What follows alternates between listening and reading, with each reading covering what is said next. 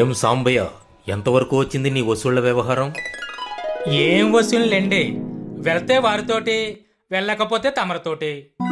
ఆ కోటే మాత్రం చెప్పాడండి, 4-5 రోజుల్లో కుప్ప కొట్టి మీకు ఇస్తా అన్నాడు. ఏమిస్తానన్నాడు? డబ్బులా గింజలా? ధాన్యం ఇంటికి రాగానే అమ్మి డబ్బులే ఇస్తా అన్నాడండి. అదేమిటి, గింజలిస్తాను డబ్బు పట్టుకెళ్ళి డబ్బు ఎలా ఇస్తాడంట? అదే అడిగానండి.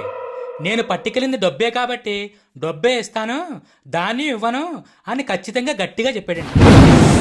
రంగా, చెప్పండి దొరా. వెంటనే వెళ్ళి ఆ కోటని రమ్మనని చెప్పు. చెప్తాం దొరా. ఎలాగైనా సరే వాడిని వెంట పెట్టుకుని తీసుకురా. అట్టాగే దొరా, వాడు రాకపోతే నా యాల్ది 4 తన్ని తీసుకొస్తాను.